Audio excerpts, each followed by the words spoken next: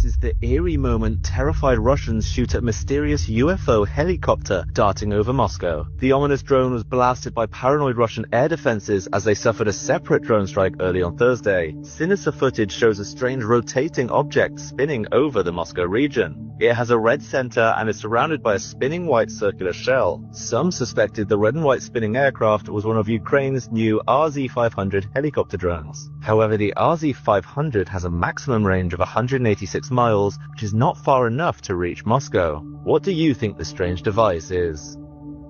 So have you seen this tower that's been discovered on Google Maps? A triangular tower inside of Area 51 estimated to be close to 200 feet tall. The strange part about this tower is I saw a video only a few weeks ago of the largest pieces of some type of equipment being transported on the road to Area 51. Look at this right here. Whoa. I don't know why that's what's happening. Go watch.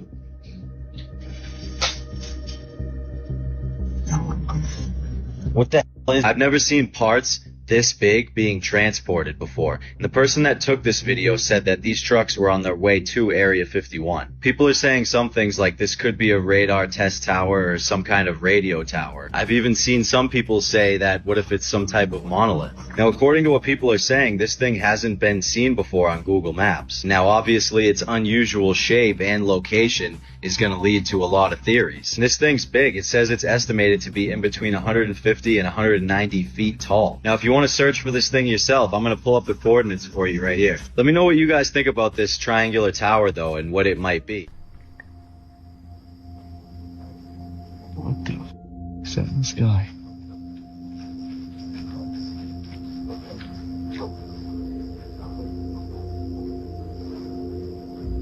What the f*** is that?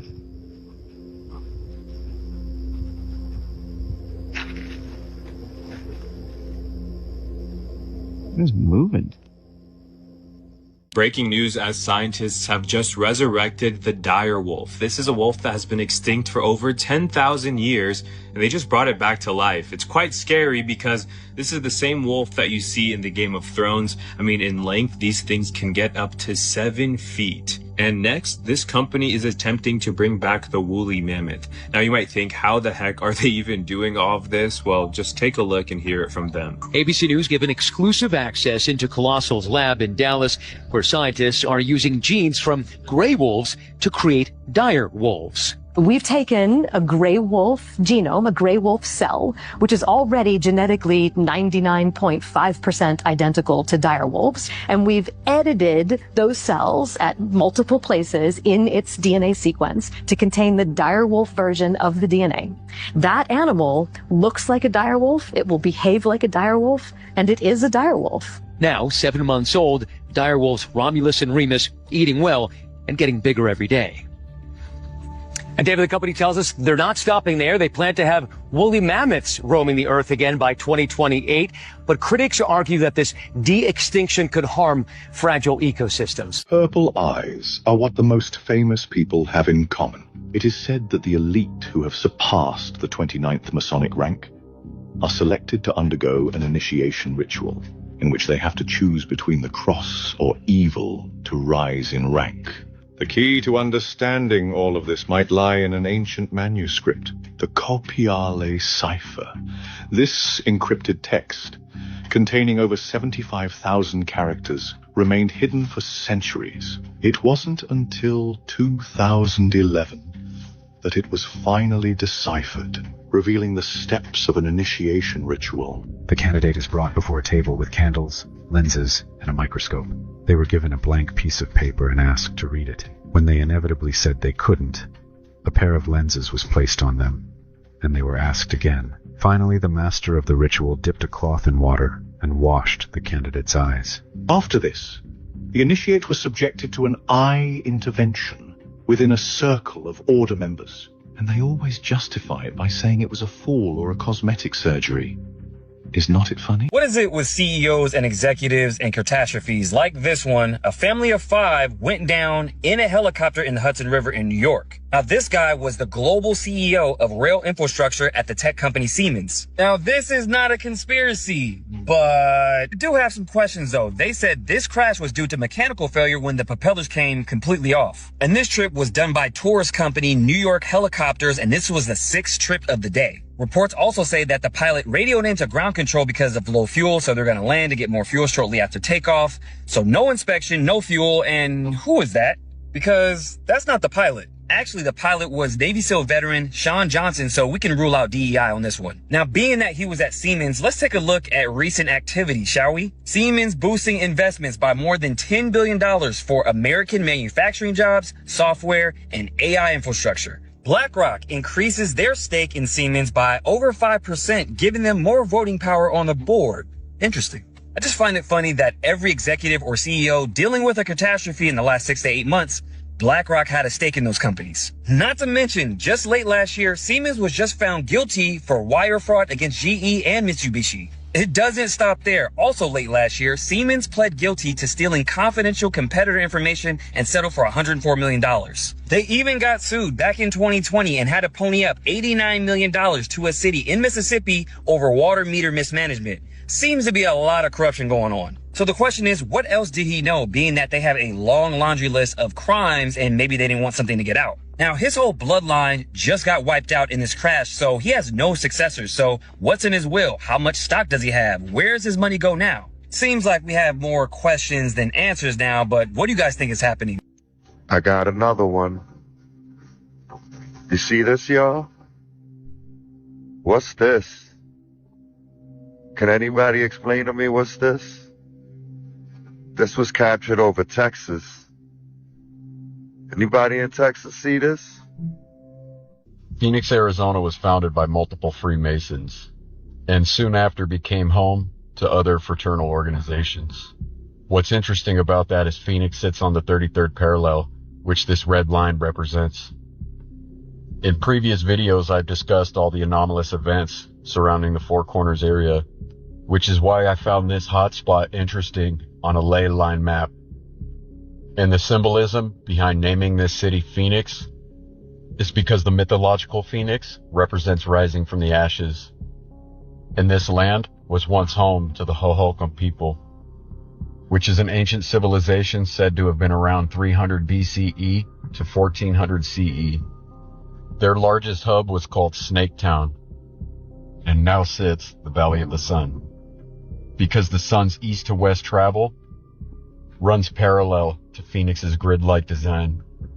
Back to the 33rd parallel, the Great Pyramids of Giza sit on the 33rd parallel, as well as Baghdad, Iraq, which is interesting because there's a Baghdad, Arizona mining town near the 33rd parallel.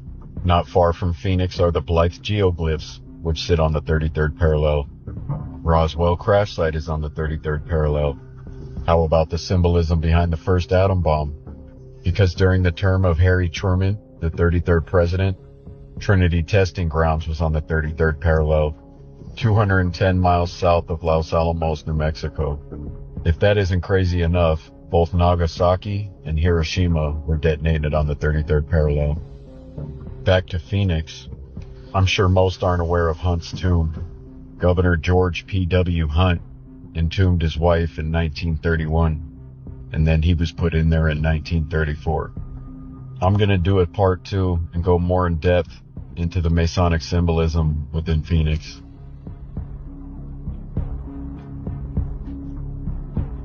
I'm walking down the street here and I'm going by the General Electric Niagara Mohawk building, whatever it is, and check this out. Yeah. This is what's on the building. The power building. You have to be me. Could it be more obvious what they're telling you? Right across the street, you've got talking cursive. And then right next to that, you've got Cafe Kubal. The Kubal, talking cursive, and then that. Good Jesus, Mary and Joseph, oh my God. Maybe I'm just reading the signs a little bit too much or overly perceptive. I don't think so. Is AI listening even though it says it's disconnected? Check this funny video out. So you said you're disconnected, right? Yes, that's correct. So you can't hear what I'm saying?